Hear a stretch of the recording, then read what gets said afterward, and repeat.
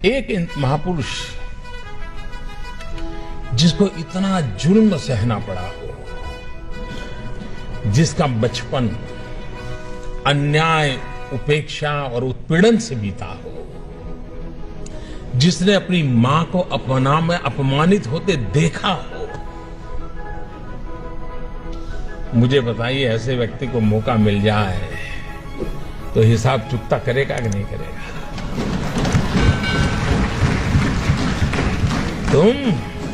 तुम मुझे पानी नहीं भरने देते थे, तुम मुझे मंदिर नहीं जाने देते थे, तुम मेरे बच्चों को स्कूल में एडमिशन देने से मना करते थे।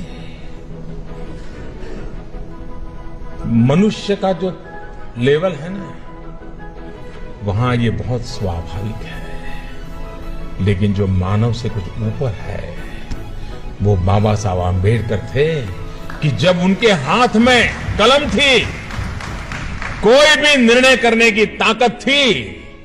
लेकिन आप पूरा संविधान देख लीजिए, पूरी संविधान सभा की डिबेट देख लीजिए, बाबा साहब आंबेडकर की बातों में, वाणी में, शब्द में कहीं कटुता नजर नहीं आती है, कहीं बदले का भाव नजर नहीं आता है। उनका भाव यही रहा। और वो भाव क्या था? मैं अपने शब्दों में कह सकता हूं कि कभी कभार खाना खाते समय दांतों के बीच हमारी जीभ कट जाती है, लेकिन हम दांत तोड़ नहीं देते हैं। क्यों? क्योंकि हमें पता है दांत भी मेरे हैं, जीभ भी मेरी है। बाबा साहब आंबेडकर के लिए सवर्ण भी उनके थे और हमारे दलित, पीड़ित, शोषित दोनों ही उनके लिए बराबर थे।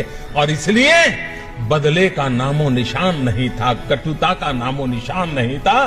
बदले के भाव को जन्म देने का और समाज को साथ लेके चलने की प्रेरणा देने वाला प्रयास बाबा साहब आंबेडकर की हर बात में झलकता है। और ये देश 125 करोड़ का देश बाबा साहब आंबेडकर का हमेशा हमेशा ऋणी रहेगा, जिसने देश की एकता के लिए अपने जुल्मों को दबा दिया, गाड़ दिया, भविष्य भारत का देखा और बदले की भावना के बिना समाज को एक करने की दिशा में प्रयास किया।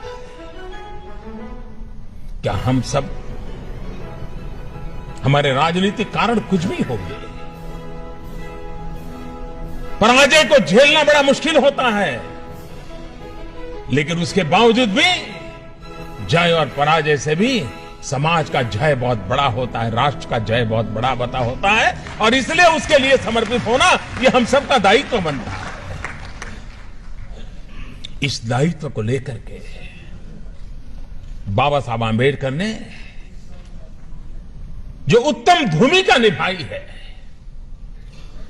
राजनीतिक कारणों से इस महापुरुष के योगदान को अगर सही रूप में उनके जीवन काल से लेकर के अब तक अगर हमने प्रस्तुत किया होता, तो आज भी समाज में कहीं तनाव नजर आता है, कभी कभी टकराव नजर आता है, कभी कभी खरोच हो जाती है। मैं दावे से कहता हूं, अगर बाबा साहब आंबेडकर को हमने भूला न दिया होता तो ये हाल न हुआ होता। दोस्तों, अगर बाबा साहब आंबेडकर को फिर से एक बार हम उसी भाव के साथ, श्रद्धा के साथ जन सामान्य तक पहुंचाने का प्रयास करेंगे, तो ये जो कमियां है वो कमियां भी दूर हो जाएगी। वो ताकत उस नाम में है, उस काम में है, उस समर्पण में है, उस त्याग में है, उस तपस्या में है, उस महान चीजें जो हमें देकर के गए उसके अंदर पड़ा हुआ है। और उसकी पूर्ति के लिए हम लोगों का प्रयास होना बहुत आवश्यक है।